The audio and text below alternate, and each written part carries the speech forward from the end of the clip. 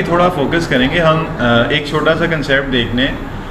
हमने कहा था कि हम जैसे जैसे टॉपिक्स पढ़ेंगे ना तो उनके रिलेटेड जो बिल्ट इन फंक्शंस होंगे वो कवर करते जाएंगे, ठीक है।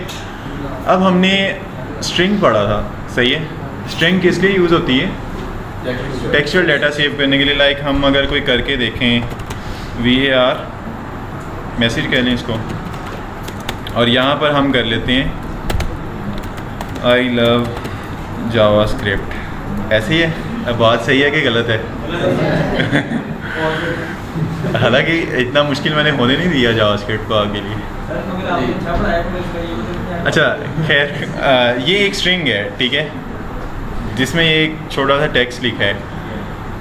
अब हमने इसके देखने के इसके रिलेटेड कुछ बिल्ट इन फंक्शंस हैं वो हमने कवर करने हैं, सही है। समझ आ गई कि स्ट्रिंग पे कुछ मेथड्स अप्लाई होते हैं, वो हम देख लेते हैं।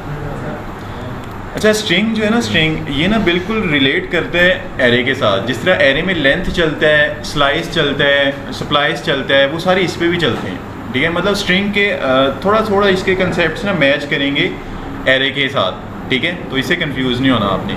लाइक इसमें हम क्या करते हैं, पहले तो बताओ स्ट्रिंग कितने तरीक़ों से डिफ़ाइन कर सकते हैं। चलो ये लगे हाथ, बच्चे ने कहा भी था किसी ने मेरे ख्याल से, तो ये हम कर ही लेते हैं। एक हम स्ट्रिंग डिफ़ाइन कर सकते हैं डबल कोट से, एक सिंगल कोट से, ठीक है, एक टेम्पलेट लेटर से, ठीक है। ये तीन तरीक़ों से हम स्ट्रिंग खामोश हो जाएंगे यार, अभी कोई बोलेगा नहीं। ये तीन तरीके से हम स्ट्रिंग सेव कर सकते हैं, मतलब टेक्सचुअल डाटा रैम के अंदर सेव कर सकते हैं। अब इन तीनों में डिफरेंस क्या है, आपके क्वेश्चन पे आ जाते हैं जो आप लोग करते हो, तीन क्यों है एक क्यों नहीं है। अच्छा, उसकी रीज़न मैंने आपको बताई थी कि सम टाइम्स क्या होता है कि हमें ना यहाँ स्ट्रिंग के अंदर सिंगल कोड यूज़ करना पड़ जाता है। लाइक जैसे मैं कहूँ एंड पे S लगाना है मैंने, तो यहाँ पर S को हम अक्सर सेपरेट करते हैं थ्रू सिंगल कॉमा। अब अगर बाहर सिंगल कोट्स होंगे ना तो ये आपको अंदर दोबारा सिंगल कोट्स नहीं यूज़ करने देगा। इसी तरह अगर बाहर डबल है ना तो ये अंदर आप डबल नहीं दोबारा यूज़ कर सकते। जैसे यहाँ पर मैं डबल लगाता हूँ तो ये एरर दे रहा है।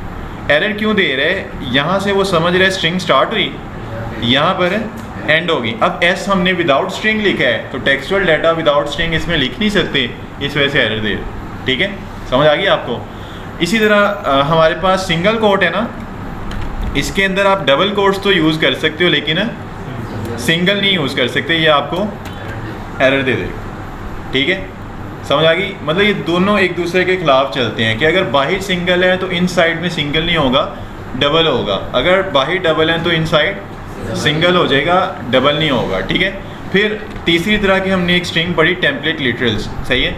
इसमें क्या होता है कि इसमें सिंगल डबल दोनों आ सकते हैं, एक तो ये है। दूसरा, अगर मैंने स्ट्रिंग के अंदर किसी वेरिएबल को प्रिंट करना हो ना, जैसे मैं कहता हूँ यहाँ पर इक्वल टू उस्मान, तो यहाँ पर मैंने इसकी वैल्यू को प्रिंट करना है। मैं कहता हूँ जो यूज़र नेम में लिखा है ना वो यहाँ पर आ जाए, तो हम क्या करेंगे, डॉलर का साइन और आगे कर्ली ब्रेसेस। मतलब अगर स्ट्रिंग के अंदर वेरिएबल की वैल्यू ख़राब हो गया, इसको हटा देते हैं, सही। अब यहाँ पर वेरिएबल की वैल्यू प्रिंट करनी है तो क्या करना है, वेरिएबल का नेम लिख देना है, सही है। समझ आ गई? अब यहाँ पर मैं मैसेज प्रिंट करूँगा ना,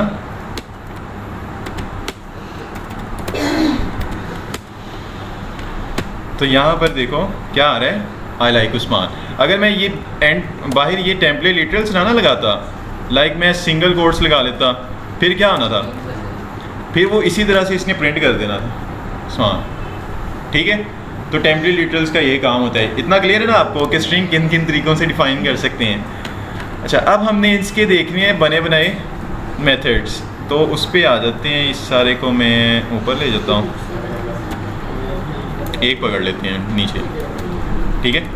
ये अब जिस तरह हम एरे पढ़ी थी ना, उसका मेथड कॉल करना होता था। सिंटैक्स क्या था, एरे का नेम डॉट आगे मेथड जोन सा भी हमने कॉल करना है वो हम कॉल कर लेते थे, ऐसे ही है ना।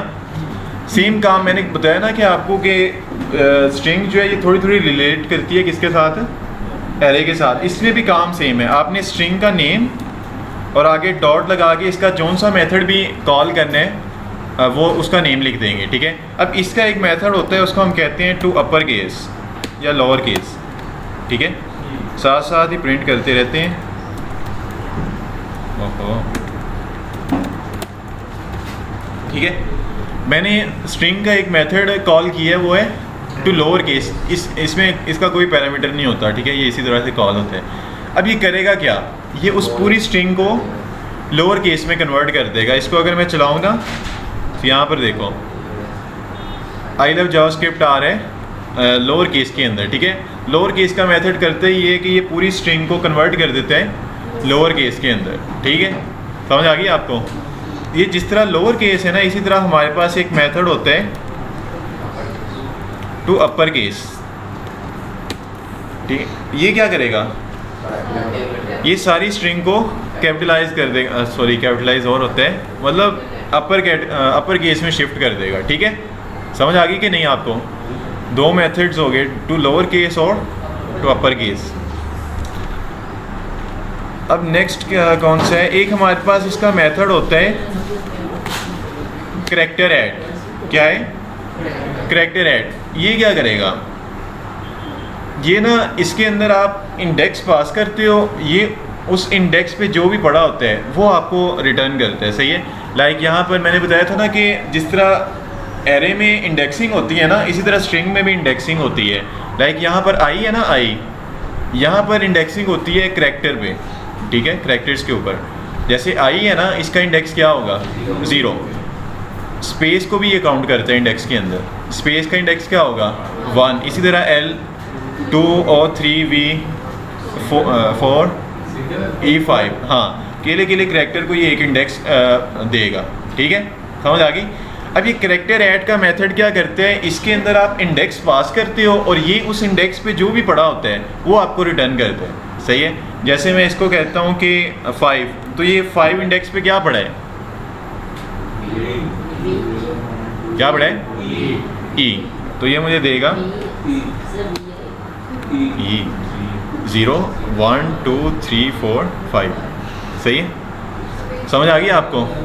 अच्छा, ये इसका एक ही पैरामीटर है, इसमें आपने इंडेक्स पास करना है और उसने उसकी करैक्टर डिफाइन दे देना है आपको। रवा आप बताओ ये अब क्या देगा,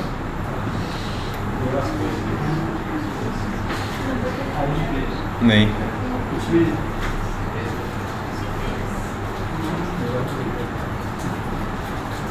बताओ जी,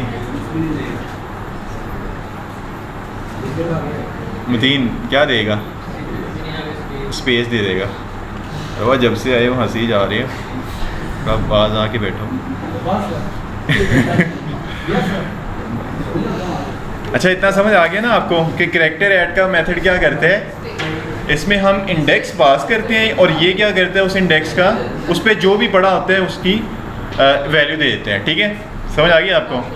अब इसी तरह हमारे पास एक मेथड होता है, उसको हम कहते हैं करैक्टर कोड ऐड। ये क्या करेगा, 2 पे क्या पड़ा है, अब खामोश रहेंगे शहर, आप बताओ क्या पड़ा है 2 पे, तो ये क्या देगा मुझे,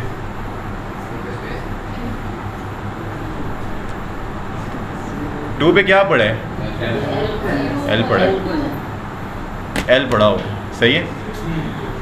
अच्छा, अब ये करैक्टर कोड ऐड क्या रिटर्न करते हैं, ये ना आपको आज की वैल्यूज़ का आपको पता है ना, हर करैक्टर के अगेंस्ट कोई ना कोई कंप्यूटर वैल्यू होती है, ठीक है, आज की वैल्यू। ये करैक्टर कोड ऐड आपको उस इंडेक्स का जो भी करैक्टर होता है उसकी आज की वैल्यू देता है। लाइक L बन रहा है ना, L, तो इसको मैं चलाऊंगा ना तो L का आज की वैल्यू ये है 76, ठीक है। आप वेरीफाई करने चाहो ना तो आप गूगल से आके सही है, आज की टेबल से इसका वेरीफाई भी कर सकते हो, सही है, मैच भी कर सकते हो, ये एग्जैक्ट देता है आपको, ठीक है। तो करैक्टर ऐड और करैक्टर कोड ऐड में फ़र्क क्या है, करैक्टर ऐड में आप इंडेक्स देते हो और वो क्या करते हैं, उस इंडेक्स का वैल्यू देता है, और करैक्टर कोड ऐड उस वैल्यू की आज की वैल्यू, उस इंडेक्स पे जो भी पड़ा होगा ना उसकी मतलब जैसे L पड़ा है उसकी आज की वैल्यू देगा, ठीक है। समझ आ गई इतनी आपको? अब नेक्स्ट हमारे पास एक मेथड होते है, अब जुनेद की बारी है, आवाज़ नहीं आ रही। अच्छा करैक्टर ऐड हो गया। अच्छा अब करैक्टर इंडेक्स दे रहे हैं, हमें वैल्यू दे रहा है। अब हमारे पास एक मेथड होता है इंडेक्स ऑफ, इसमें आप वैल्यू देते हो और ये आपको इंडेक्स रिटर्न करते हैं, ठीक है। लाइक इसमें मैं कहता हूँ एल, ठीक है, तो एल का क्या इंडेक्स बनता है 0 1 2, तो ये मुझे दे देगा 2। अगर लेट्स सपोज मैं इसमें करता हूँ जी, फिर जी नहीं ना है, फिर ये आपको -1 देगा, ठीक है। मतलब जब फाइंड ना हो वैल्यू तब ये -1 देता है, जब फाइंड हो जाए तो फिर उसका इंडेक्स दे इंडेक्स दे देता है, सही है। अच्छा अगर मैं यहाँ पर करूँ क्या, नहीं ये एक करैक्टर का ही देगा आपको, एक से ज़्यादा कैसे होंगे। लाइक मैं इसमें कर देता हूँ लव कर देता हूँ, ऐसे कह रहे हैं। हाँ अब क्या करेगा ये, अब ए इस स्ट्रिंग में 2 बार आए, ठीक है। ये क्या करेगा, जो पहले वाला आ रहा है ना पहले नंबर पे, उसका इंडेक्स दे देगा आप। पहले का क्या इंडेक्स बन रहा है 0 1 2 3 4 5 6 7 8, ठीक है, 8 दे देगा, ठीक है, पहले वाले का। सेकंड वाले का नहीं देगा, क्योंकि लेफ़्ट टू राइट चलती है ना हमारी execution, left to right controller चलता है, तो ये लेफ़्ट पे जो पहला आ रहा होगा ना उसका इंडेक्स दे देगा। अगर आपको दूसरी तरफ से शुरू करना है, अभी तो लेफ़्ट से जा रहा है राइट की तरफ, ऐसे ही है, और जो पहला होता है वो दे देता है। अगर मैं कहता हूँ वहाँ से स्टार्ट हो, यहाँ की तरफ आए, फिर हम क्या करेंगे, यहाँ पर कर देंगे लास्ट इंडेक्स ऑफ, ठीक है। अब ये उल्टा स्टार्ट करेगा, पहले ये लेफ़्ट टू राइट चल रहा था ना, अब ये राइट टू लेफ़्ट चलेगा। तो राइट टू लेफ़्ट जाते हुए किस इंडेक्स पे ए आ रहा है 0 1 2 3 4 5 6 10 दे रहा है। 10 क्यों दे रहा है, अच्छा सॉरी माय मिस्टेक, ये क्या करता है कि लास्ट से जो होता है ना, मतलब स्टार्ट ये लेफ़्ट टू राइट ही करता है, बट ये जो आखिरी वाला ए होगा ना उसका इंडेक्स आपको दे देगा। मैं कह रहा हूँ लास्ट इंडेक्स ऑफ ए। अब ए उस स्ट्रिंग में जितनी बार आ रहा है ना, जो लास्ट वाला ए होगा उसका ये आपको इंडेक्स दे दे, ठीक है, समझ आ गई आपको। अच्छा अगर मैं बात कर रहा था कि अगर हम यहाँ पर एल दे दूँ, अब क्या देगा, एल स्ट्रिंग में है ना, तो क्या देगा 2 देगा, -1 देगा। जो कह रहे हैं -1 हाथ खड़ा करें, ये मुकरा ना कोई, और जो कह रही हैं 2 आएगा वो हाथ खड़ा करें, तो जो कुछ भी नहीं कह रहे। रवा व्हाट यू से है 2 क्या आ रहा है -1। अच्छा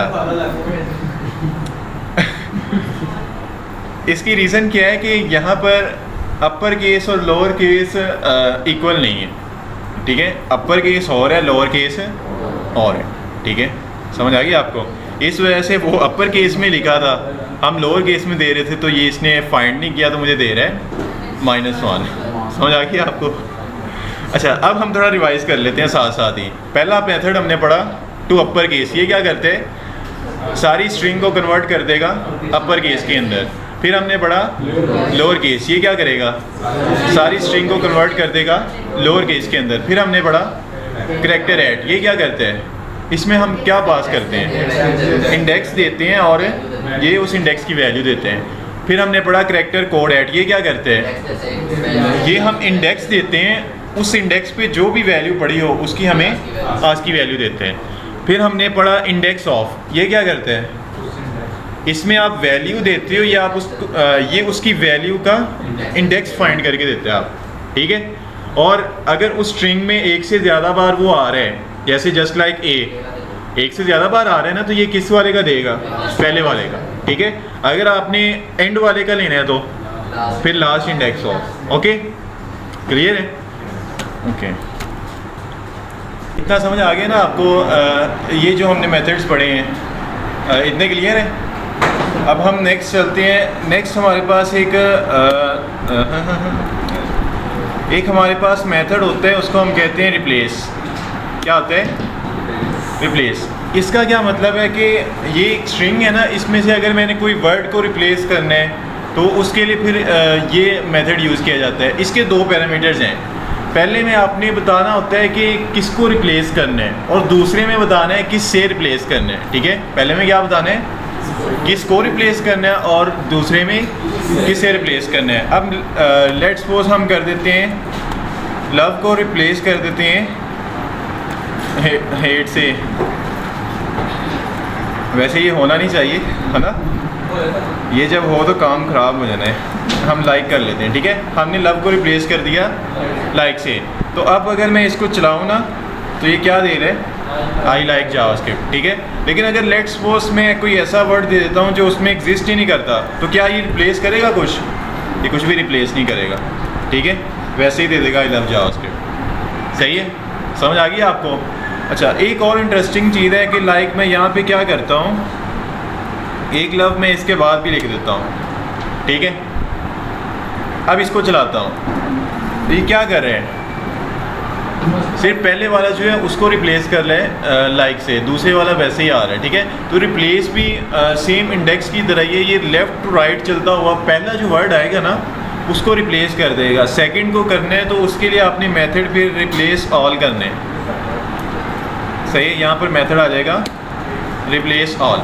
इसका क्या मतलब है, उस स्ट्रिंग के अंदर जितने ओए खामोश हो जाओ, जितने लव हैं उनको लाइक से रिप्लेस कर दो। अब अगर इसको मैं चलाऊंगा ना तो यहाँ पर देखो आप सारे लाइक हो गए। ठीक है, समझ आ गई आपको?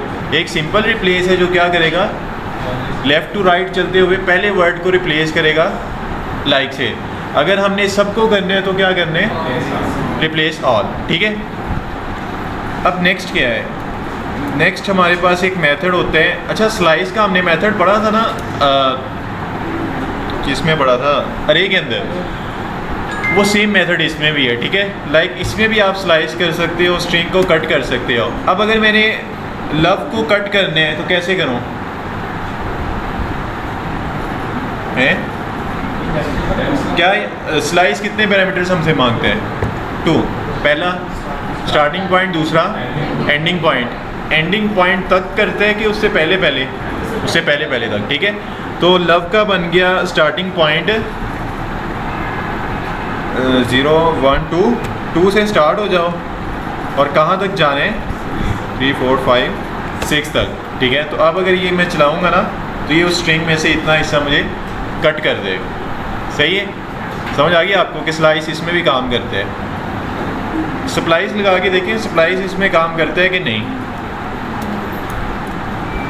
सप्लाइज कर दें, और सप्लाइज के कितने पैरामीटर्स थे,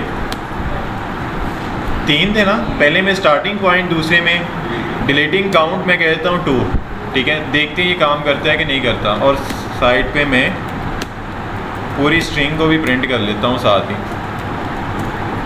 ठीक है, और इसको चलाता हूँ तो क्या कर रहे हैं, supplies is not a function, मतलब इस पे आप सप्लाई से नहीं लगा सकते। ठीक है, इसमें स्लाइस लग सकता है लेकिन सप्लाइस नहीं लगेगा। ठीक है, इतना समझ आ गया आप सबको? अच्छा, एक इसका मेथड होता है स्प्लिट। ये क्या करेगा, ये ना स्ट्रिंग को कन्वर्ट कर देते हैं एरे के अंदर। लाइक अभी इसको मैं चलाऊँ ना, ये क्या कर रहे हैं, पूरी स्ट्रिंग को एक एरे के अंदर रख रहा है, ऐसे ही है ना। ये ना स्ट्रिंग को एरे में कन्वर्ट करता है लेकिन स्ट्रिंग को ना कट भी करता है। कैसे, इसके पैरेंथेसिस के अंदर ना आप सेपरेटर पास करते हो कि उसने स्ट्रिंग को किस किस तरह से तोड़ना है। मैं कहता हूँ स्पेस के बिहाफ पे तोड़ो। अब स्पेस कहाँ पे आ रही है, आई के बाद, लव के बाद और जावास्क्रिप्ट के बाद। ये स्पेस के बिहाफ पे उसको कट करेगा और उसको पुश कर देगा एक एरे के अंदर। अभी अगर इसको मैं चलाऊँ ना, यहाँ पर देखो आई के बाद स्पेस आ रही थी ना, तो स्पेस से उसने कट किया स्पेस जितना, उससे पहले जितना भी था उसको पहले इंडेक्स पे रख दिया। फिर लव को कट किया और आगे स्पेस कहाँ तक थी, जावास्क्रिप्ट तक, तो सेकंड स्पेस से पहले तक जितना एरिया वो सेकंड इंडेक्स पे पुश किया। फिर उसके बाद जावास्क्रिप्ट के बाद स्पेस आ रही थी, तो यहाँ से उसने क्या किया, इस स्पेस से पहले वाला जितना पार्ट है उसको कट करके पुश किया सेकंड इंडेक्स के ऊपर। फिर इसी तरह नेक्स्ट कोई स्पेस नहीं तो नेक्स्ट तक कट करके उसको रख दिया। ठीक है, मतलब स्प्लिट क्या करते हैं, एक स्ट्रिंग को एरे में कन्वर्ट करते हैं, लेकिन ये स्ट्रिंग को तोड़ता भी है। और वो सेपरेटर आप यहाँ पे पास करते हो स्प्लिट के क्या कहते हैं पेरेंथेसिस के अंदर। अगर लेट्स सपोज जब मैंने कुछ भी पास नहीं किया था, तब इसने क्या किया था, तब इसने पूरी स्ट्रिंग को उठा के रख दिया था एरे के अंदर। सही है, समझ आ गई। अब अगर इसके अंदर मैं कोई ऐसा सेपरेटर पास करूं जो उसमें हो ही ना, लाइक हाइफन उसमें एग्जिस्ट करते हैं, नहीं करता, तो अब मैं चलाऊंगा तो क्या करेगा, वही पूरी स्ट्रिंग को उठा के एरे के अंदर रख देगा। सही है। अगर ब्लैंक स्ट्रिंग दें फिर क्या करेगा, फिर ये केला करैक्टर उठा के इंडेक्स के ऊपर रखेगा। सही है, समझ आ गई कि नहीं। तो स्प्लिट दो काम करता है, एक तो स्ट्रिंग को एरे में पुश करते हैं, दूसरा स्ट्रिंग को कट भी करते हैं आपके सेपरेटर के बिहाफ पे। ओके, इतना क्लियर है। अच्छा, अब हमारे पास इससे नेक्स्ट इसमें कोई कन्फ्यूजन है तो पूछें। अब इससे नेक्स्ट हमारे पास एक और मेथड होता है,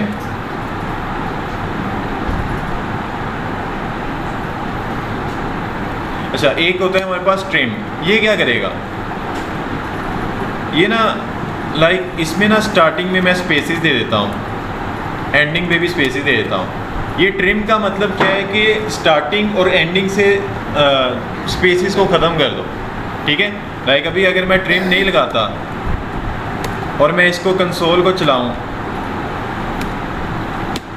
तो यहाँ पे साइड से स्पेस आ रही है ना, लेकिन अगर मैं इसको ट्रिम कर दूं तो क्या होगा, ये स्पेसेस ख़त्म हो जाएंगी, स्टार्ट से भी और एंड से भी। ट्रिम स्पेसेस ख़त्म करते हैं, सेंटर की नहीं करेगा, सिर्फ स्टार्ट की करेगा और एंड की करेगा। ठीक है, समझ आ गई। इसी तरह हमारे पास ऑप्शन होता है कि अगर हमने सिर्फ स्टार्ट से करनी है तो आप ट्रिम स्टार्ट कर लें। ठीक है, ये सिर्फ स्टार्ट की करेगा, एंड की नहीं करेगा। इसी तरह सिर्फ ट्रिम एंड करना है तो ट्रिम एंड कर लें। अगर सिंपल ट्रिम करेंगे तो दोनों साइड से कर देगा, ट्रिम स्टार्ट करेंगे सिर्फ लेफ़्ट से और ट्रिम एंड करेंगे तो सिर्फ राइट से। समझ आ गई आपको? इतने में कोई कन्फ्यूजन है तो पूछें। All okay.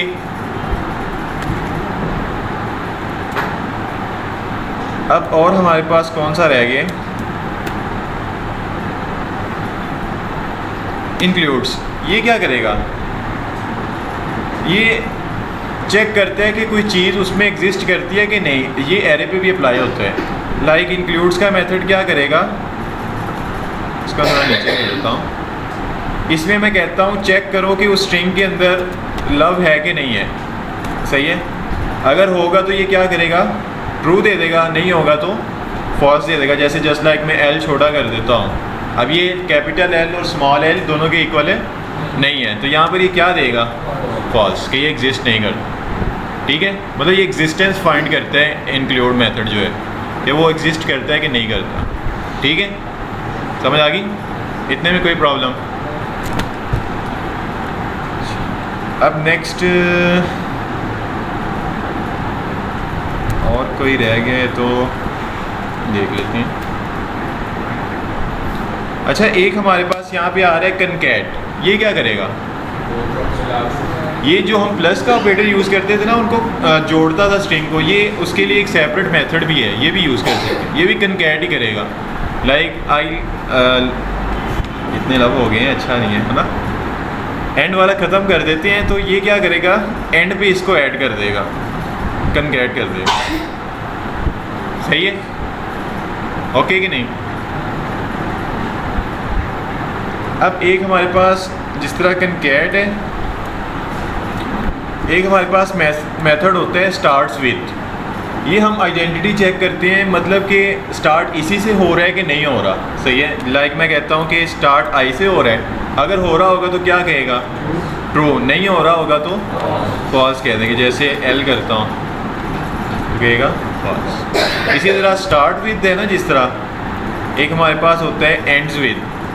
ये क्या करेगा कि लास्ट टी पे ही हो रहा है कि नहीं, अगर हो रहा होगा तो ट्रू, नहीं हो रहा होगा तो फॉल्स। अभी हो रहा है तो ट्रू दे दे। ठीक है, और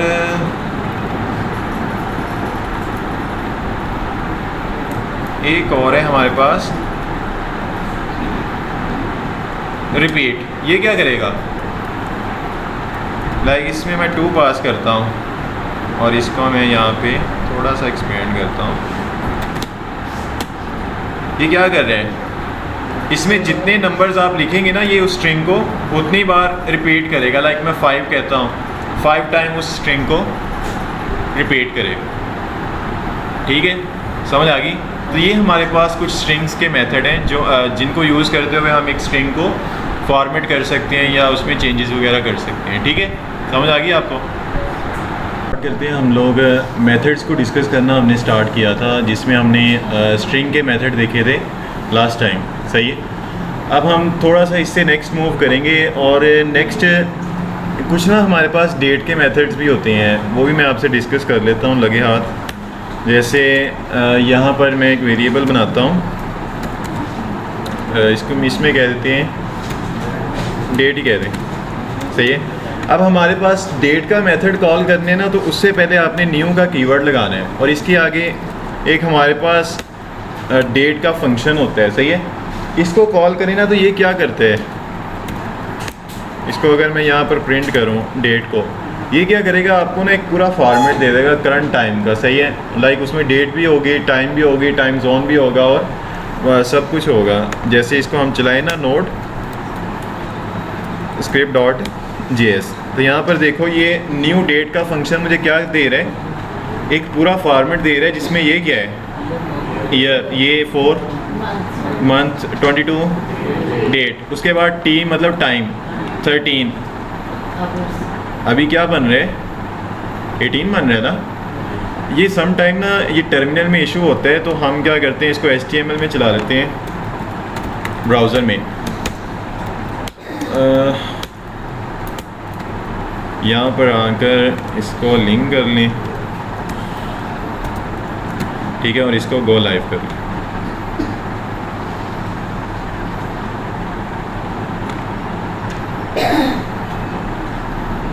अच्छा, और इसमें आके F12 यहाँ पर देखो, यहाँ पे सही आ रहा है। वो ना समटाइम्स टर्मिनल में उसकी आउटपुट ना हावर्स आगे पीछे हो जाते हैं, बाकी सारा फॉर्मेट वही रहते हैं। लाइक मिनट्स क्या थे, अगर इसको दोबारा चलाऊँ ना मैं तो बता रहे हैं इतने हावर हैं, हावर आगे पीछे हो जाते हैं अगर हम टर्मिनल में चलाएँ।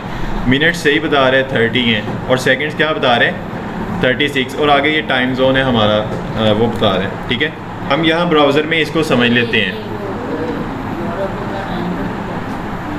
हम यहाँ पर समझ लेते हैं। टर्मिनल में ना इसकी आउटपुट थोड़ी सी ख़राब हो जाती है, यहाँ पर आप समझें ज़्यादा क्लैरिटी हो जाएगी। वो बता रहे हैं वेडनेसडे डे है, अप्रैल मंथ है, 22 इसकी डेट है, ईयर क्या है 2026। यहाँ पर हावर सही बता रहा है कि नहीं बता रहा 18, और क्या मिनट है 30 जब इसको चलाया था, और सेकंड्स ये हुए थे, और GMT +05 ये क्या चीज़ है, ये पाकिस्तान स्टैंडर्ड टाइम मेरे ख्याल से बता रहे हैं हमें टाइम जोन।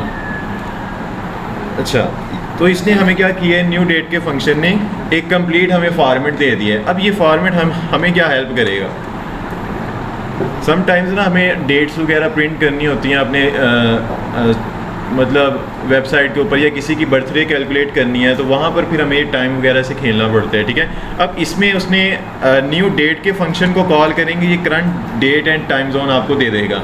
अब इसमें से ना ये आपको हेल्प आउट करता है कि आप अगर सिर्फ कोई स्पेसिफिक चीज़ गेट करना चाह रहे हो इसमें से, तो वो आप कर सकते हो। जैसे मैं इसमें से ईयर को गेट करना चाह रहा हूँ, तो मैं यहाँ पे लिखूँगा date dot get full year. सही है, अब अगर मैं इसको चलाऊँगा तो ये मुझे क्या देगा 2026।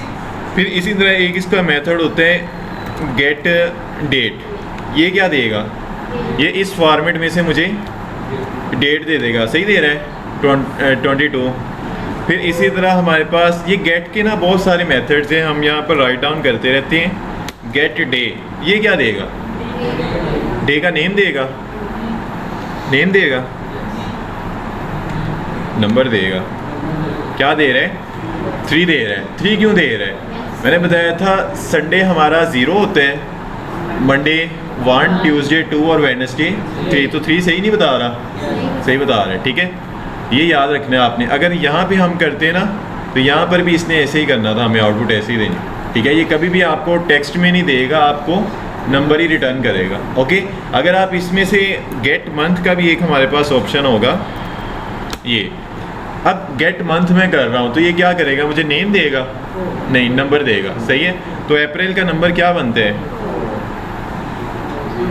4, यहाँ ये 0 से स्टार्ट होता है, जनवरी हमारा 0 होता है और दिसंबर हमारा 11 होता है, ठीक है। जिस तरह वीकडेज है ना, संडे 0 होता है और 6 तक जाता है ये, इसी तरह हमारे जो ईयर है ना, ईयर इसमें 12 मंथ्स होते हैं, लेकिन यहाँ पर ये जनवरी को 0 लेते हैं, ठीक है। फिर 1 2 3 4 और 11 तक जाते हैं, दिसंबर 11 होता है हमारा, ठीक है।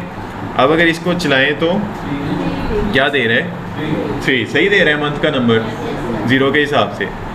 अच्छा, इससे नेक्स्ट और हमारे पास कौन सा मेथड है, get UTC date, full year हो गया। अब ये टाइम की है, गेट हावर्स करेंगे, ये क्या करेगा, ये घंटे मुझे रिटर्न कर देगा। ये जो फॉर्मेट हमने बनाया था ना ऊपर, ये वाला, इसमें से हावर्स दे देगा। लाइक हम इसको यहाँ पे चलाते हैं, 18 सही बता रहा है। वो टर्मिनल में फॉर्मेट में हावर्स गलत कर देता है, लेकिन गेट करें ना तो सही हावर्स बता रहे हैं कि 18वां घंटा चल रहा है, सही है। अच्छा, उसके बाद हमारे पास ऑप्शन है मिनट्स का भी ऑप्शन होगा। ये क्या करेगा, ये उस फॉर्मेट में से मुझे मिनट्स दे देगा।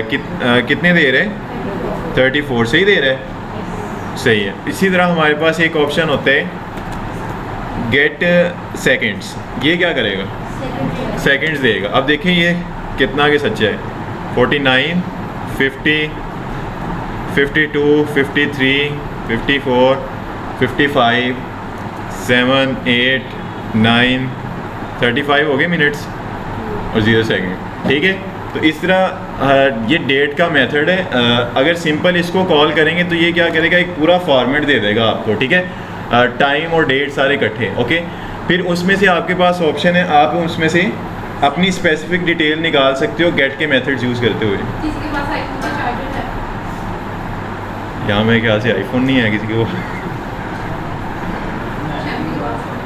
है किसी के पास। अच्छा, इतना समझ आ गया आपको गेट का कि ये गेट के मेथड्स क्या कर रहे हैं, उस करंट डेट टाइम में से हमें कुछ डिटेल को एक्सट्रैक्ट करने में हेल्प आउट कर रहे हैं, ठीक है। अब एक हमारे पास और भी मेथड होता है गेट का, उसको हम कहते हैं गेट टाइम। गेट टाइम ये क्या करेगा, क्या बताएगा, क्या बता रहे हैं 17768, ये क्या चीज़ है। आपको पता है डिजिटली टाइम कब से कैलकुलेट होना शुरू हुआ था, टाइम कब से कैलकुलेट होना शुरू हुआ था डिजिटली, 1970 1 जनवरी 1970 से ये टाइम डिजिटली कैलकुलेट होना शुरू हुआ है, सही है। तो तब से लेके अब तक जितना टाइम गुजर गया है, ये उतना टाइम मुझे मिली सेकेंड्स में रिटर्न करता है। मिली सेकेंड समझते हैं, एक सेकंड है ना, एक सेकंड, उसके अंदर 1000 मिली सेकेंड्स होते हैं, मतलब 1000 मिली सेकेंड्स मिलाएं तो एक सेकंड बनता है, ठीक है। तो यहाँ पर ये मुझे इतने मिली सेकेंड्स दे रहे हैं, कब से लेके कब तक के, 1 जनवरी 1970 से लेके आज 22 अप्रैल 2026 तक सारे टाइम को मिली सेकेंड्स में मुझे दे रहे हैं, ठीक है। समझ आ गई आपको, ओके। ये हमारे पास गेट के मेथड्स हैं। लाइक एक फॉर्मेट में से हमने कोई डिटेल एक्सट्रैक्ट करनी है उसके लिए। अच्छा, अब ये तो क्या कर रहे हैं, मुझे इस मेथड को मैं कॉल कर रहा हूँ, ये मुझे करंट डेट टाइम दे रहा है, ऐसे ही है ना। अब लेट्स सपोज मुझे किसी की बर्थडे कैलकुलेट करनी है, वो तो करंट डेट में नहीं ना करनी, वो तो मुझे पीछे जाना पड़ेगा। फिर क्या करें, फिर हमारे पास एक और ऑप्शन होता है, उसमें क्या करते हैं हम, मैं आपको करके दिखाता हूँ। ये कहाँ पे हमने चलाया था, ये फॉर्मेट आप कॉपी कर लें और इसके अंदर पास कर दें, ठीक है। और इसमें सेट कर दें लाइक 1998 5वां मंथ और 25 डेट कर लो और मिनट सेकंड्स यही रहने दो, ठीक है। मतलब अगर आप अपनी मर्ज़ी से टाइम, वैसे तो अगर मैं ये नहीं पास करूँगा तो ये क्या करेगा, मुझे करंट डेट एंड टाइम देगा और मैं उसी में से डिटेल्स को एक्सट्रैक्ट करूँगा। लेकिन अगर मुझे पीछे जाना है बैकवर्ड, तो उसके लिए फिर मैं क्या करूँगा, जो पुरानी डेट है ना वो उठा के यहाँ पर पास कर दूँगा। सही है। अब अगर मैं इसमें से गेट फुल ईयर करूँगा तो ये मुझे क्या देगा, 1998। सही है। अब सोचो किसी की बर्थडे कैलकुलेट करनी है तो किस तरह से करेंगे हम। एक ये तो बन गया ना ऑब्जेक्ट, 1998 का फुल ईयर मिल रहा है मुझे, एक ये ले लेंगे, दूसरा हम करंट ईयर निकाल लेंगे। सही है। एक उसके बर्थडे का ईयर, एक उसका करंट ईयर, तो करंट ईयर से पिछला माइनस करेंगे, उसकी बर्थडे आ जाएगी। सही है। समझ आ गई आपको। एक ये तरीका है हमारे पास डेट को सेट करने का कि अगर आपने बैकवर्ड जाना है किसी ईयर में तो ये फॉर्मेट, ये सबसे इजी तरीका है कि फॉर्मेट उठा के इसमें पास कर दें, ये फिर उसी हिसाब से चलेगा।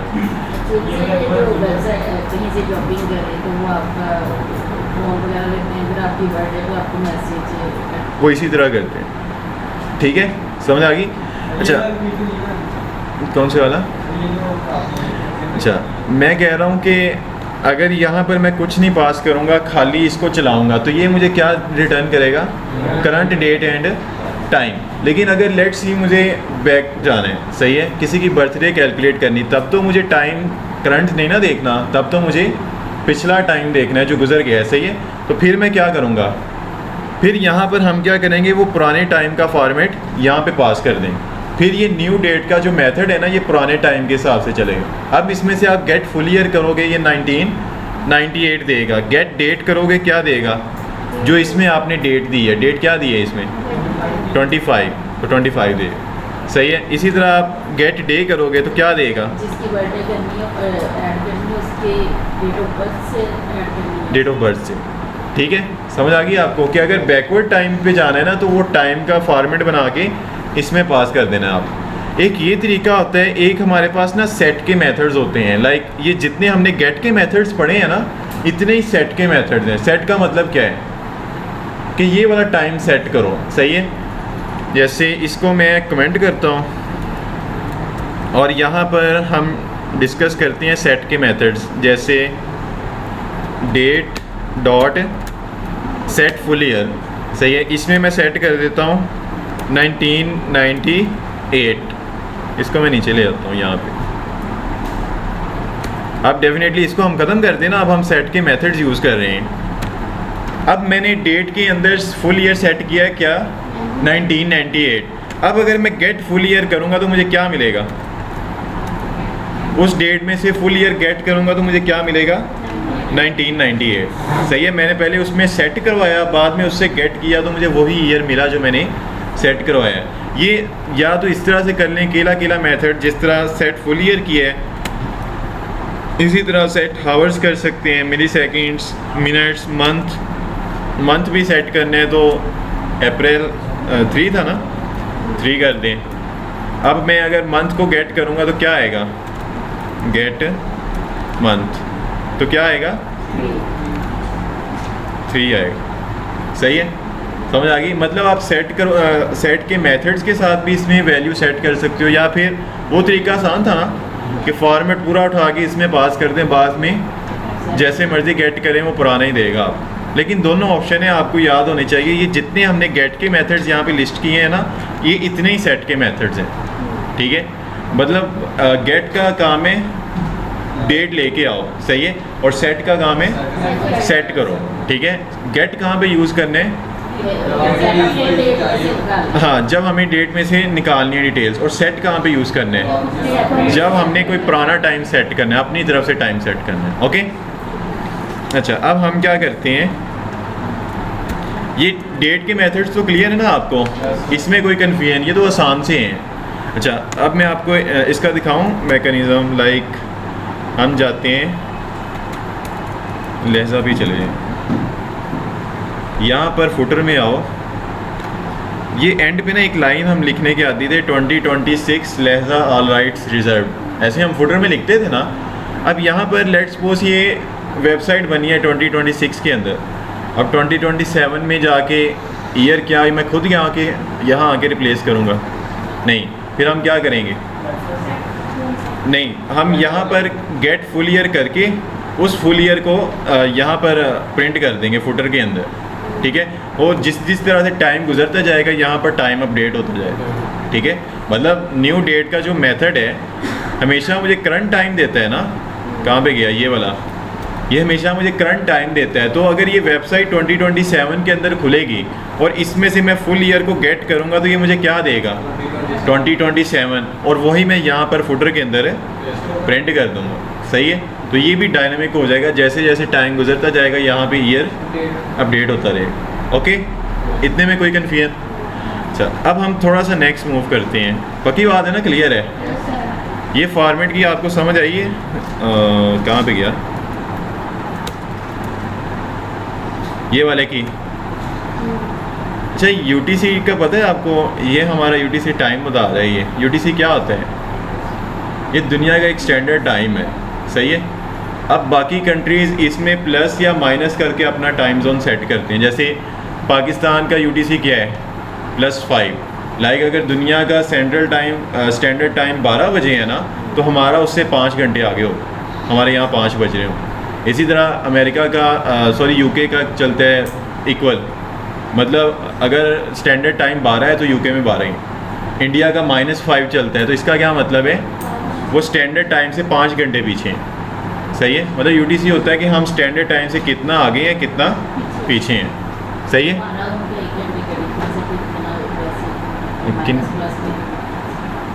किन का बोला?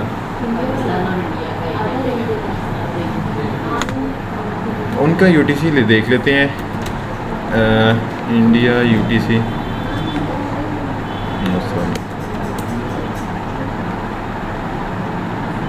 उनका +5:30, 5.5 घंटे उनके आगे हैं। लाइक अगर स्टैंडर्ड टाइम 12 होगा ना, तो उनके वहाँ पे कितने बज रहे होंगे?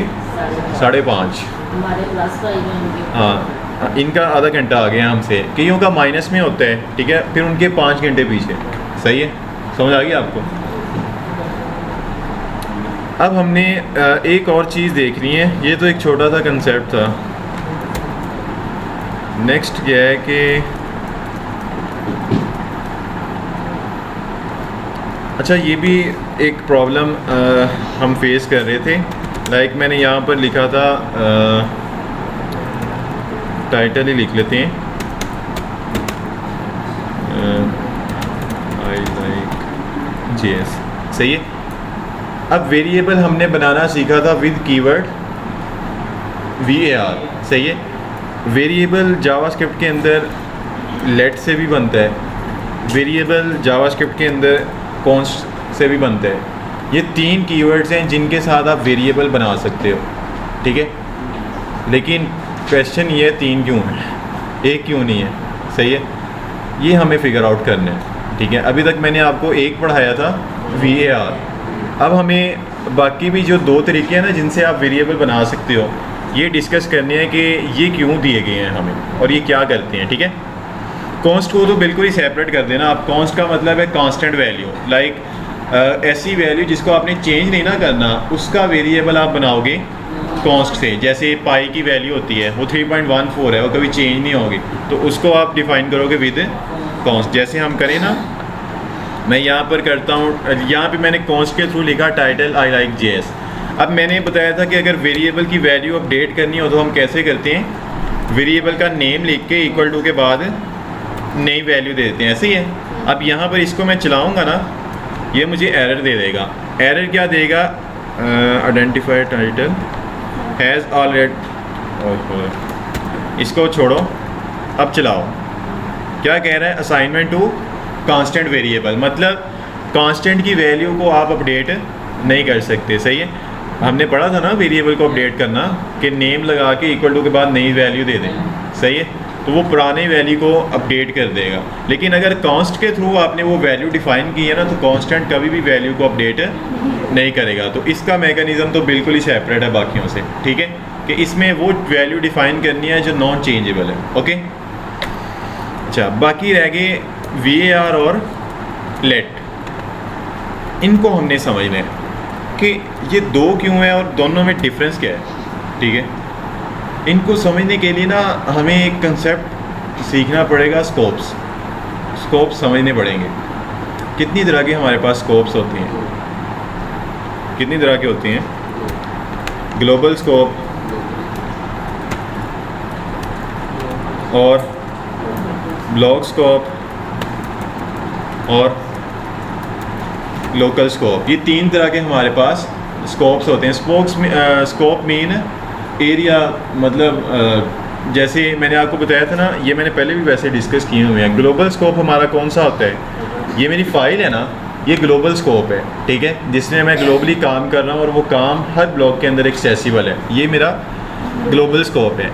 ब्लॉक स्कोप कौन सा होता है कि इस ग्लोबल फाइल के अंदर मैं कर्ली ब्रेसेस लगा के ब्लॉक बनाता हूँ ना, जब भी हमने ब्लॉक बनाना हो हम क्या करते हैं? कर्ली ब्रेसेस लगाते हैं, ब्लॉक बन जाते हैं। तो इस कर्ली ब्रेसेस को हम कहते हैं ब्लॉक स्कोप। क्या कहते हैं? Block scope. लोकल स्कोप क्या है कि फंक्शन की जो कर्ली ब्रेसेस है ना, ये थोड़ी स्पेशल कर्ली ब्रेसेस है, इनको हम कहते हैं लोकल स्कोप, ठीक है। लाइक ग्लोबल स्कोप मेरी ग्लोबल फाइल, ब्लॉक स्कोप मेरा कि इसके अंदर मैंने कर्ली ब्रेसेस लगाई तो वो ब्लॉक स्कोप। बस फंक्शन के साथ जो कर्ली ब्रेसेस आएंगी वो लोकल स्कोप है, बाकी सारी कर्ली ब्रेसेस ब्लॉक स्कोप, ठीक है। समझ आ गई आपको कि ये स्कोप्स क्या क्या हैं, किस किस तरह से होते हैं। अब मैं आपको समझाता हूँ कि लाइक मैं यहाँ पे लिख भी देता हूँ। ग्लोबल स्कोप हमारी ग्लोबल फाइल, ब्लॉक स्कोप इसके अंदर आप डिफाइन करोगे विद कर्ली ब्रेसेस, और अगर कर्ली ब्रेसेस के साथ फंक्शन लग गया है तो ये कौन सा बन जाएगी कर्ली ब्रेसेस? लोकल स्कोप, ठीक है। समझ आ गई आपको। अब हम यहाँ पे ये डिस्कस करते हैं कि अगर आपने ग्लोबल स्कोप का वेरिएबल बनाना है ना, ग्लोबल स्कोप क्या होता है? ग्लोबली, ठीक है, कि वो चीज़ ग्लोबली एक्सेसिबल होगी, इंडिपेंडेंट, ठीक है, मतलब किसी के अंदर नहीं है, खुलेआम, ग्लोबली, सही है। तो ग्लोबल स्कोप का वेरिएबल हम बनाते हैं VAR से। किससे? VAR से। और ब्लॉक स्कोप का वेरिएबल बनाना हो वो हम बनाते हैं लेट से। इसको अभी आप छोड़ें, अभी हम ग्लोबल स्कोप और ब्लॉक स्कोप देखते हैं, ठीक है। लाइक यहाँ पर मैं क्या करता हूँ, एक ब्लॉक बनाता हूँ इफ़ ट्रू, सही है। अब ये कौन सा स्कोप है? ये कौन सा स्कोप है? ये ब्लॉक स्कोप है। बस फंक्शन के साथ जो कर्ली ब्रेसेस होंगी वो लोकल स्कोप है, बाकी सारी कर्ली ब्रेसेस ब्लॉक स्कोप हैं, ठीक है। अब इसके अंदर आप वेरिएबल बना लो, तीनों से ही बना लो। लाइक मैं यहाँ पर इसी को नीचे खींचता हूँ इस ब्लॉक के अंदर, ठीक है। मैंने इसमें VAR से भी बना लिया, लेट से भी बना लिया, कॉन्स्ट से भी बना लिया। अब तीनों में डिफरेंस क्या है? मैंने बताया था VAR का कीवर्ड यूज़ होता है किस स्कोप का वेरिएबल बनाने के लिए? ग्लोबल स्कोप का। मतलब VAR से आप जब भी ब्लॉक वेरिएबल बनाओगे ना, वो हमेशा ग्लोबली बनेगा, ठीक है, बेशक आपने उसे किसी ब्लॉक के अंदर ही बनाया है, ठीक है। ग्लोबल कैसे बनेगा? जैसे ये फाइल चलेगी रैम के अंदर वो वेरिएबल क्रिएट हो जाएगा, ठीक है। समझ आ गई आपको। लेकिन जो ब्लॉक स्कोप का वेरिएबल है ना, ब्लॉक स्कोप का वेरिएबल बनता है लेट से। किससे? लेट से। अब ब्लॉक स्कोप का वेरिएबल लेट से बनाने की रीज़न किया है कि जब हम ब्लॉक स्कोप के अंदर लेट से बनाएंगे ना वेरिएबल, वो रैम में तब क्रिएट होगा जब वो ब्लॉक चलेगा, और जैसे ही वो ब्लॉक ख़त्म होगा रैम से, वेरिएबल भी ख़त्म हो जाए, सही है। जैसे ये लेट से मैंने बनाया ना वेरिएबल, ये वाला टाइटल वाला, ये कब बनेगा रैम के अंदर? जब ये ब्लॉक चलेगा, सही है। और रैम से ये डिलीट कब हो जाएगा? जब ये लाइन नंबर 16 चलेगी, ये ब्लॉक ख़त्म हो जाएगा, सही है। तो ये थोड़े हेल्दी वेरिएबल्स हुए ना, लाइक ये बनते हैं और साथ ही ख़त्म हो जाते हैं, सही है। तो ये हमारे लिए हेल्दी वेरिएबल हुए कि रैम हमारी बार बार क्लीन होती जाएगी। लेकिन अगर मैं सारे वेरिएबल्स ग्लोबली बना दूँ VAR से, फिर क्या होगा? मैंने बताया ग्लोबल स्कोप का वेरिएबल रैम में कब बनेगा? जब जैसे ये फाइल चलेगी, ठीक है, रैम के अंदर वो बॉक्स क्रिएट हो जाएंगे वेरिएबल्स, सही है। उसका मुझे नुकसान क्या होगा? नहीं, अगर मैं सारे वेरिएबल्स ग्लोबली बनाता जाऊंगा ना, तो जैसे ये फाइल चलेगी रैम पे एक अच्छा खासा बर्डन है, फिर आपकी एप्लीकेशन हेल्ड हो जाएगी, सही है। इस वजह से हम क्या करते हैं, हर स्कोप में उसके रिलेटेड कीवर्ड से ही वेरिएबल बनाते हैं। अब मुझे बताओ,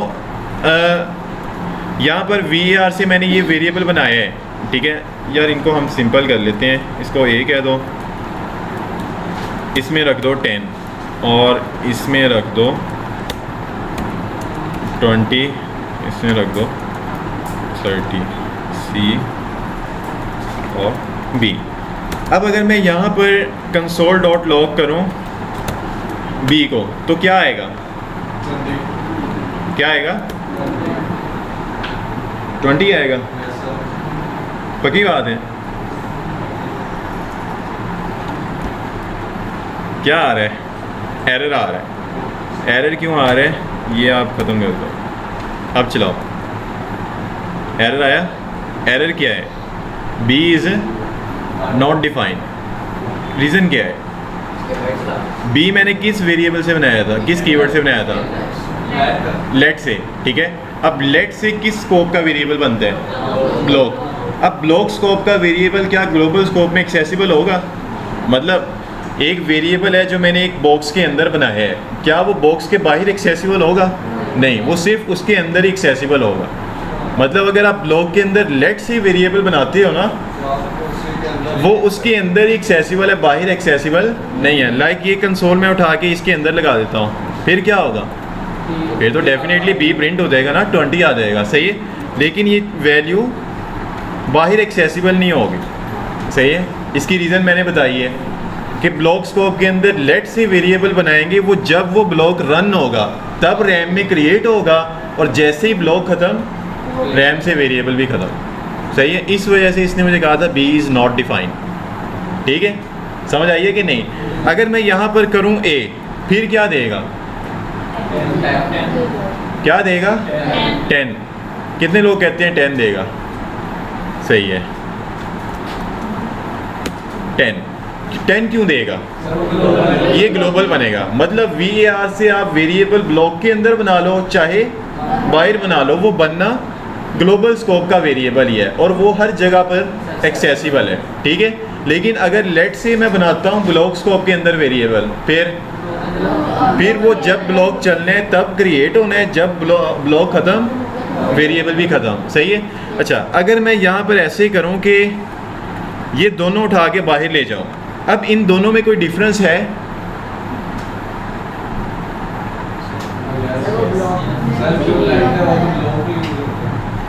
हम बाहर कर लेते हैं, बाहर भी कर लेते हैं। अब मुझे बताओ, अभी इन दोनों में डिफरेंस है। VAR ने तो ग्लोबल स्कोप का वेरिएबल बनाना है, अब लेट किस स्कोप का वेरिएबल बनाएगा? ये भी ग्लोबली बनाएगा। अब इनमें दोनों में कोई डिफरेंस नहीं है। सही है, ये दोनों ग्लोबल स्कोप में बन रहे हैं। ठीक है, मतलब ग्लोबल स्कोप का क्या मतलब होता है? ग्लोबल स्कोप में बना हुआ वेरिएबल हर ब्लॉक के अंदर एक्सेसिबल होता है। लाइक मैं इफ़ के अंदर जाके लिखता हूँ A, तो क्या होगा? क्या आना चाहिए? 10 आएगा। सही है, क्यों? क्योंकि VAR ने ग्लोबली बनाना था वेरिएबल, और ग्लोबल वेरिएबल हर ब्लॉक के अंदर एक्सेसिबल होता है। अब अगर मैं B को यहाँ पे लगाऊँ तो क्या आएगा? क्या आएगा? 20 आएगा। क्यों आएगा? क्योंकि अब लेट जो है मैंने यूज़ किया है ग्लोबली, तो ये वेरिएबल भी ग्लोबली बनाएगा। ठीक है, बस ये हमारा एक स्टैंडर्ड है मार्केट का। वो क्या है? वो कहती हैं कि जिस स्कोप में वेरिएबल बनाना है ना, उसका रिलेटेड कीवर्ड यूज़ करें। मैंने बताया था ना कि हमारे कोड रिव्यूज़ करते हैं हमारे सीनियर्स, फिर वो सारे स्टैंडर्ड्स चेक करते हैं आपके कोड के अंदर। वो ये भी चेक करेंगे कि ग्लोबल स्कोप का वेरिएबल आपने VAR से बनाया है कि नहीं बनाया। ठीक है, ब्लॉक स्कोप में लेट यूज़ करना था, किया कि नहीं किया? क्योंकि देखो, अगर मैं ब्लॉक के अंदर भी VAR से बना लूँ, फिर मुझे कौन समझदार कहेगा? मतलब वो तो जैसे ही फाइल चलेगी रैम भर जाएगी एकदम से। जी जी, अनान बोलो। लेकिन अगर हमें वो वैल्यू नहीं होनी चाहिए जो ब्लॉक स्कोप की है, हम फाइल एक्सेस करनी हो तो फिर हम VAR से बनाएं। ठीक है, लेकिन लेट से बनाएं तो हमारे लिए ऑप्शन है ना, मतलब फ़ायदा है। क्या फ़ायदा है? नहीं, लेट से अगर ग्लोबल स्कोप में हम वेरिएबल ब्लॉक स्कोप में वेरिएबल बनाते हैं लेट से, तो क्या फ़ायदा है? जब ब्लॉक चलने हैं तब क्रिएट होना है, जैसे ही ब्लॉक ख़त्म वेरिएबल ख़त्म। तो ये थोड़े हेल्दी वेरिएबल माने जाते हैं। कर सकते हैं, लेकिन नॉर्मली हम डिफरेंस रखते हैं कि ग्लोबल स्कोप में VAR यूज़ करें और ब्लॉक के अंदर लेट भी यूज़ करें। ये तो मैंने समझाने के लिए बाहर भी लेट का लगा दिया, वैसे कर सकते हैं। सही है सर, उधर उसका फंक्शन चेंज हो जाता है। किसका? लेट का। हाँ, वहाँ भी चेंज हो जाता है। वो यार मैं ना रिवाइज कर देता हूँ। हमारे पास तीन कीवर्ड्स हैं वेरिएबल बनाने के लिए, VAR, लेट और कॉन्स्ट। कॉन्स्ट का तो हमने कहा कंसेप्ट ही अलग है कि वो कांस्टेंट वैल्यू के लिए है कि अगर हमने वैल्यू नहीं अपडेट करनी तो हम कौन से वेरिएबल बना लेंगे। मेजर हमें दो चीज़ों में प्रॉब्लम आ रहे हैं, VAR और लेट। मैंने कहा इनका डिफरेंस समझना है तो हमें स्कोप्स आने चाहिए। स्कोप्स कितनी तरह के हैं? तीन, global scope, local scope, block scope. Global scope क्या है? मेरी फाइल, ठीक है, मेरी फाइल जिसमें मैं कोड कर रहा हूँ। ब्लॉक स्कोप क्या है कि इस फाइल के अंदर मैं करली ब्रेसेस बना लूँ तो वो मेरा ब्लॉक स्कोप होता है। अब जो फंक्शन की करली ब्रेसेस होती हैं इनको मैंने कहा है कि ये थोड़ी स्पेशल करली ब्रेसेस होती हैं, बस ये हमारा लोकल स्कोप होता है। फंक्शन की करली ब्रेसेस लोकल स्कोप हैं, बाकी सारी करली ब्रेसेस ब्लॉक स्कोप है, ठीक है। फिर मैंने आपको बताया कि ग्लोबल स्कोप का वेरिएबल किससे बनता है? VAR से। वो आप चाहे ब्लॉक के अंदर बना लें चाहे बाहर बना लें, वो हमेशा ग्लोबली बनना है, ठीक है। ग्लोबल का मतलब क्या है? हर जगह एक्सेसिबल है। फिर मैंने बताया कि ब्लॉक स्कोप का वेरिएबल हम बनाते हैं लेट से। उसकी रीज़न क्या है कि लेट से अगर ब्लॉक स्कोप का वेरिएबल बनाएंगे ना, वो ब्लॉक के चलने पे रैम में क्रिएट होगा और ब्लॉक के ख़त्म होने पे रैम से डिलीट हो जाएगा। लेकिन अगर हम लेट से वेरिएबल बनाएंगे ग्लोबल स्कोप में तब वो ग्लोबली बनेगा, ठीक है। जैसे ही फाइल चलेगी रैम में क्रिएट हो जाएगा। सही है? समझ आ गई आपको कि नहीं?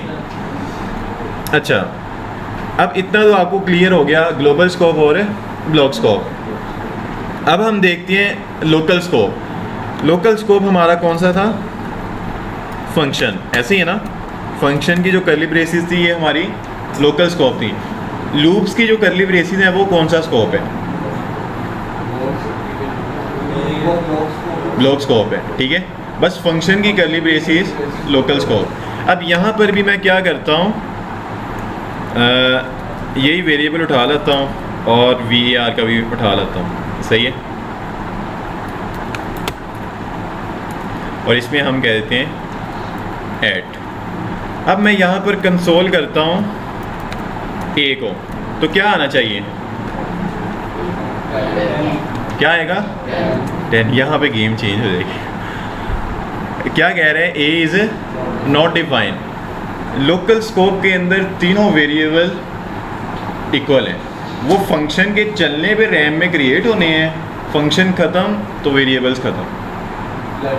हाँ, VAR से बना, फंक्शन के अंदर VAR से बना लें चाहे लेट से बना लें चाहे कॉन्स्ट से बना लें, वो जब फंक्शन ने चलने हैं तब भी रैम में क्रिएट होने हैं। जैसे ही फंक्शन बंद रैम से वेरिएबल्स ख़त्म।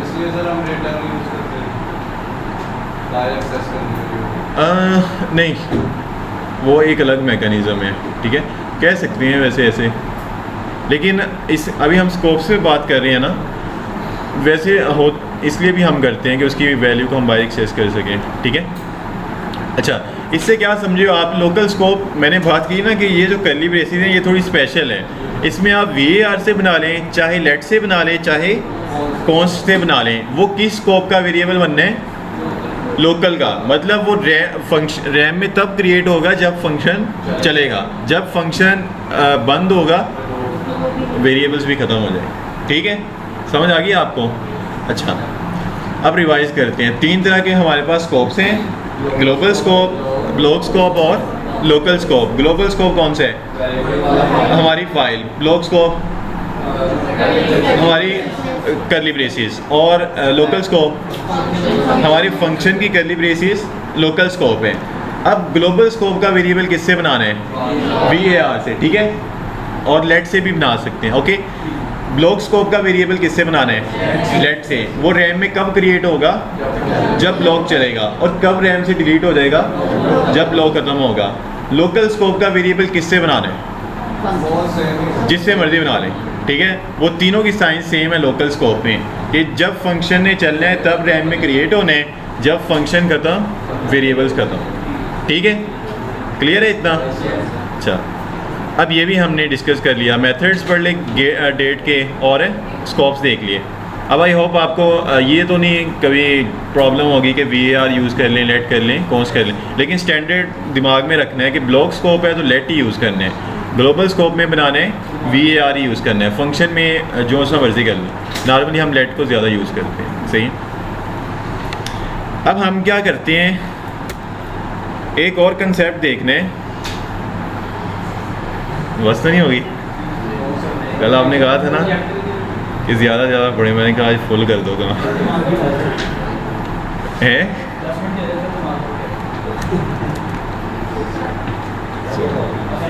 अच्छा, अभी नेक्स्ट क्या है कि नेक्स्ट जो चीज़ हमें फिगर आउट करनी है ना, वो क्या है कि अभी मैंने यहाँ पे कोड चलाया था ना, तो क्या हुआ था, एरर आया था, तो मेरी एप्लीकेशन चलना बंद हो गई थी। जैसे हम क्या करते हैं, यहाँ ऊपर आ जाएं, यहाँ मैं कंसोल लगाता हूँ, तक तो नहीं ना गए,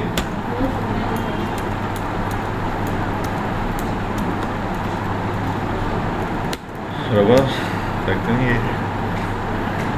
अच्छा, अभी अगर मैं इस फाइल को चलाऊं तो क्या होगा,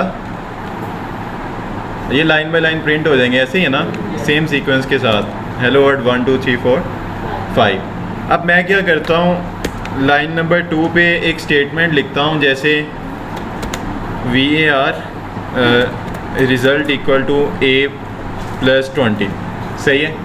अब A मैंने डिफ़ाइन किया नहीं किया, एरर आना चाहिए ना, आना चाहिए, एरर आ गया, सही है। अब एक चीज़ हमें अंडरस्टैंड करनी है, मैंने फ़ाइल चलाई, लाइन नंबर 1 चली, हेलो वर्ल्ड 1 प्रिंट हो गया, लाइन नंबर 2 पे क्या आया, एरर आया, A इज़ नॉट डिफाइन।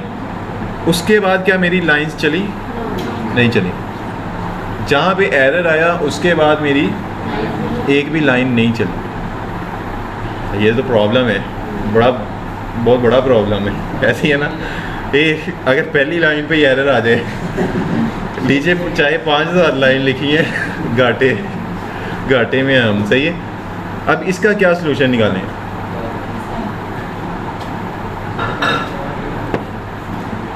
कैसा कमेंट कर दें नहीं। अब यहाँ पर ना हमें एक चीज़ सीखनी है, एरर हैंडलिंग टेक्निक, कि अगर हमें एरर्स आते हैं उनको किस तरह से हैंडल करना है। अब एक एरर आ रहा है और हो क्या रहा है, एरर आने पे मेरी एप्लीकेशन बंद हो रही, इसको कहते हैं एप्लीकेशन का क्रैश कर जाना, ठीक है। अब देखो ना, आप फेसबुक यूज़ कर रहे हो, चलते चलते बंद हो गई, या फिर पोस्ट क्रिएट कर रहे थे, जैसे ही क्रिएट पोस्ट की है बंद हो गई। कभी ऐसा हुआ है? नहीं हुआ। अगर होगा तो क्या होगा, अगर दिमाग ख़राब होगा, ऐसे ही है ना। अब उनकी एप्लीकेशन क्रैश क्यों नहीं करती, क्योंकि उन्होंने ये टेक्निक सप्लाई की हुई है, ठीक है, कि एरर आने पे एरर हैंडल हो जाए, एप्लीकेशन बंद ना हो। अब सेम काम हमें यहाँ पे करना है। अब ये करने से पहले हमें ये फिगर आउट करना है कि हमारे पास कितने टाइप्स के एरर होते हैं। कितने टाइप्स के होते हैं? 3 टाइप्स के हमारे पास एरर होते हैं। पहला हम एरर जो होता है उसको हम कहते हैं सिंटैक्स एरर। क्या कहते हैं? Syntax error. दूसरा होता है हमारे पास है कौन सा? दूसरा हमारे पास होता है लॉजिकल एरर, ठीक है। तीसरा हमारे पास होता है रन टाइम एरर। ये 3 तरह के एरर हमारी एप्लीकेशन के अंदर आ सकते हैं, सही है। अब सिंटैक्स एरर क्या होते हैं? सिंटैक्स एरर, सिंटैक्स को तो समझते हैं ना कि एक लैंग्वेज को लिखने का एक अंदाज़ है। अब वो अगर मैं रॉन्ग लिखूंगा तो मुझे कौन सा एरर आएगा? सिंटैक्स। जैसे हमने इफ़ लगानी सीखी थी ना कि इफ़ ऐसे होता है, ठीक है, IF, अगर मैं डबल F कर देता हूँ, अब ये क्या है? सिंटैक्स एरर है, सही है। अब यहाँ पर देखो मैंने गलत किया है ना, तो मुझे VS कोड ही हेल्प कर रहा है। उसने यहाँ पर ही बता दिया एक एरर है इस फाइल के अंदर और यहाँ पे एरर है, और वो उसने बता दिया सिंटैक्स एरर, ठीक है। तो मतलब सिंटैक्स एरर तो इजीली रिजॉल्व हो जाते हैं, लाइक VS कोड ही आपकी हेल्प कर रहे हैं सिंटैक्स एरर को रिजॉल्व करने में, सही है। तो ये तो इतने प्रॉब्लम क्रिएट नहीं करेंगे। दूसरी टाइप का हमारे पास एरर है लॉजिकल एरर। ये कौन सा एरर होता है? ये हमने लेट्स सी हमने यहाँ पर 10 + 50 करना था, हमने 10 × 50 कर दिया, सही है, ये लॉजिकल एरर है। अब ये मतलब देखो ना, चल जाएगा उसमें नहीं। लॉजिकल एरर मतलब हमने कोई लॉजिक लिखने में गलती की है, हमने 10 + 50 करना था, 10 मल्टीप्लाई कर दी, रिक्वायरमेंट नहीं पूरी, सही है। अब ये फिगर आउट करने में VS कोड आपकी हेल्प नहीं करेगा, क्योंकि ये तो आपका एरर है ना। ये VS कोड को कैसे पता चलेगा? नहीं, एक्सटेंशन जो सी मर्जी कर लो, कोई माई का लाल नहीं है इसको पकड़ सके। नहीं, एक्सटेंशन कोई नहीं। अच्छा, मैं आपको बताता हूँ। जहाँ पर लॉजिकल एरर का मतलब क्या है कि कोई लॉजिक हमने लिखनी थी, वो हमसे गलती हो गई, तो ये लॉजिकल एरर है। अब ये कैसे रिजॉल्व होते हैं? इसको फिक्स करने के लिए ना, इसको पकड़ने के लिए हमारे पास ना कुछ पीयर डेवलपर्स होते हैं, ठीक है। लाइक लॉजिकल एरर्स फिक्स करती हैं पीयर डेवलपर्स। पीयर डेवलपर क्या होते हैं? आपके साथ काम करने वाले लोग। आपने आउटपुट में एक्सपेक्ट किया था कि 60 आएगा, लेकिन वो 500 आ रहे हैं, तो फिर आप क्या करोगे? आप अपने साथ वाले बंदे को चेक करवाओगे, जिसको हम पीयर डेवलपर कहते हैं। वो आपका कोड देखेगा और फिगर आउट करेगा कि कहाँ पर लॉजिक में मिस्टेक हुई है। तो लॉजिकल एरर फिक्स करने में हमारे पीयर डेवलपर्स हमारे हेल्प कर देते हैं इनको फिक्स करने में, सही है। तो ये भी इतना प्रॉब्लम नहीं हुआ। Syntax error VS code help कर रहे हैं, logical error peer developer help कर देगा हमें रिजॉल्व करने में, सही है। तीसरी टाइप का एरर है run time error. Run time मतलब एप्लीकेशन चलते चलते एरर आ गया, लाइक फेसबुक ओपन की, एरर आ गया। ये सही एरर है, ट्रिकी एरर है, ठीक है, कि मतलब एप्लीकेशन का चलते चलते बंद कर जाना, है ना। और होता है, ये हमारे नेपटेक के पोर्टल में भी होता है। अच्छा, अब इसको कैसे पकड़ें? ये मेजर समझ रहे हो ना? देखो, सबसे मुश्किल एरर ये है, ट्रिकी एरर। लाइक चलते चलते एप्लीकेशन बंद हो रही, सही है। लॉजिकल एरर में कोई ना कोई आउटपुट आ रही है। सिंटैक्स एरर में तो ये कोड चलने ही नहीं देगा, VS कोड ही आपको हेल्प कर दे। लेकिन रन टाइम का एरर कौन बताएगा? ऐसी है कि नहीं? इसको पकड़ना है। अब क्या कह रही हो? समझ गया ना? ये 3 टाइप के एरर्स कौन कौन से हैं? जुनैद बताओ, रन टाइम का एरर क्या होता है?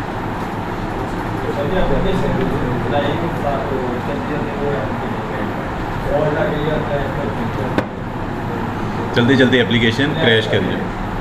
अब चुप करके बैठना, हंसी जा रही है। अच्छा, अब हमने जिस एरर को हैंडल करने में ग्रिप हासिल करनी है वो है रन टाइम एरर। अब इसको कैसे हैंडल करेंगे कि ना, देखो, एज एन डेवलपर हमें ना, मतलब हमारी सिक्स सेंस बड़ी काम करती है एक डेवलपर की, काम कर करके उसको पता होता है कि किस कोड में एरर आ सकता है, सही है। क्योंकि कोड हम लिखते हैं ना अपने हाथ से, तो हमारी सिक्स सेंस के हिसाब से हमें पता चल जाता है इस कोड में एरर आ सकते हैं, सही है। तो हम क्या करते हैं, ऐसा कोड जिसके अंदर हमें लगता है एरर आ सकता है, उसको हम एक ब्लॉक के अंदर रैप कर देते हैं। उसको हम कहते हैं ट्राई। क्या कहते हैं? ट्राई। जैसे इस लाइन के अंदर मुझे डाउट था कि एरर आ सकता है, सही है। जैसे मैं इसमें एरर प्रोड्यूस भी कर देता हूँ, 10 + a कर देता हूँ, सही है। अब इसमें मुझे चांसेस थे कि एरर आ सकता है, तो मैंने उस लाइन को उठा के कहाँ पे लिख देना है? ट्राई के अंदर, सही है। फिर ट्राई के अंदर वो ब्लॉक लिखना है जिसमें आपको लगता है एरर आ सकता है। अब जब वो एरर आ जाएगा, उसको कैच करने के लिए आप एक ब्लॉक लगाओगे कैच का, इसकी पैरेंथेसिस के अंदर ये आपको एरर पास कर देगा, ठीक है, जो भी एरर होगा। और इसको आप सिंपली यहाँ पे कंसोल कर लेना, ठीक है। ट्राई के अंदर वो कोड लिखना है जिसके अंदर चांसेस एरर आ सकता है, और कैच के अंदर कौन सा लिखना है? मतलब कैच के अंदर तो वो एरर आने पे एरर पास कर देगा। अब अगर इसको मैं चलाऊँ ना, अब देखो क्या हुआ। लाइन नंबर 1 चली, हेलो वर्ल्ड 1 प्रिंट हुआ। लाइन नंबर यहाँ पर 3 में एरर आया। एरर क्या आया? ए इज़ नॉट डिफाइंड, सही है। लेकिन उसके बाद मेरी बाकी लाइंस उसी सीक्वेंस के साथ चलती रही हैं, 2 3 4 5। समझ आ गई कि नहीं आप? इस तरह से हम रन टाइम के एरर को फिक्स करते हैं। लाइक जिस कोड में आपको लगता है ना एरर आ सकता है, उसको उठा के शिफ्ट कर देना है ट्राई के अंदर। और उसमें अगर तो कोई एरर नहीं होगा, लाइक मैं इसमें 20 कर देता हूँ और कंसोल कर लेता हूँ रिज़ल्ट को, तो क्या होगा? सिंपली 30 आ जाएगा। ठीक है, मतलब ट्राई के अंदर लिखा हुआ कोड तब चलेगा जब उसमें कोई एरर नहीं होगा। जब उसमें एरर आएगा फिर कौन सा ब्लॉक चलेगा? कैच का। सही है, मतलब ट्राई का ब्लॉक एरर पास कर देगा आगे कैच को, और वो हम आगे कंसोल कर लेंगे। इतना समझ आ गया? थोड़ा जाग के बैठो सारे, क्लियर है? अच्छा, अब हमारे पास एक और ब्लॉक होता है दैट इज़ कॉल्ड फाइनली, वो भी इनके साथ ही होते हैं। ये कब चलेगा? इसमें मैं कहता हूँ फाइनली ब्लॉक। ये एक ऐसा ब्लॉक है जिसने सक्सेस होने पे भी चलना है, मतलब जब ट्राई चलेगा ये तब भी चलेगा, जब कैच चलेगा तब भी चलेगा। मतलब इसने दोनों सिचुएशन में चलना है, एरर ना आए तब भी, एरर आए तब भी। जैसे अभी अगर इसको मैं चलाऊँ ना, अभी कोई एरर नहीं है तो देखो चला है फाइनली ब्लॉक, चला है। ठीक है, अब इसमें मैं एरर प्रोड्यूस कर देता हूँ। अब देखो एरर आया, ए इज़ नॉट डिफाइंड, लेकिन फाइनली ब्लॉक चला है। सही है, समझ आ गई? अब इससे हम कौन सा काम ले सकते हैं? फाइनली से मतलब लेट्स सपोज मैंने इंटरनेट से डाटा मंगवाया है। सही है, अब चांसेस हैं इसमें एरर आ सकता है। लाइक इंटरनेट पे रिक्वेस्ट जानी है, तो हो सकता है दरमियान में इंटरनेट ऑफ हो जाए, फिर डाटा आए ही ना। सही है, तो डाटा नहीं आएगा तो मेरी एप्लीकेशन को डाटा मिलेगा नहीं, एरर आएगा। अब ये कोड है ना, इसमें चांसेस एरर आ सकते हैं। मैं इस कोड को उठा के लिख दूंगा ट्राई के अंदर। अब अगर तो इंटरनेट से सक्सेसफुली डाटा आ जाता है, देखो जितनी देर तक डाटा नहीं आता हम क्या शो करते हैं? लोडिंग्स आती है ना, वो क्या होता है, आपका डाटा लोड हो रहा होता है, इंटरनेट से आ रहा होता है। सही है, अब डाटा आ जाए तब भी लोडिंग ऑफ हो जाती है, अगर कोई एरर आ जाए तब भी लोडिंग ऑफ हो जाती है। तो वो लोडिंग को ऑफ करने का मैकेनिज्म हम फाइनली में लगाते हैं। सही है, लाइक ट्राई के अंदर हम इंटरनेट पे रिक्वेस्ट भेजेंगे कि ये वाला डाटा मुझे दो, और लोडिंग को ट्रू कर देंगे। सही है, अगर तो सक्सेसफुली डाटा आ जाता है तो मैं लोडिंग को फॉल्स कर दूंगा फाइनली में। अब लेट्स सपोज मैंने रिक्वेस्ट भेजी, इंटरनेट ऑफ हो गया, एरर आ गया, तब भी तो मैंने क्या करने है? लोडिंग बंद करनी है, यूज़र को मैसेज देना है डाटा लोड नहीं हो सकता। सही है, तो एक लोडिंग एक ऐसा सीन है जिसमें हमें सक्सेस होने पे भी ऑफ करनी है और एरर आने पे भी ऑफ करनी है, तो वो हम फाइनली के अंदर करते हैं। सही है, समझ आ गई कि रन टाइम के एरर को किस तरह से फिक्स करना है? ओके, ठीक है।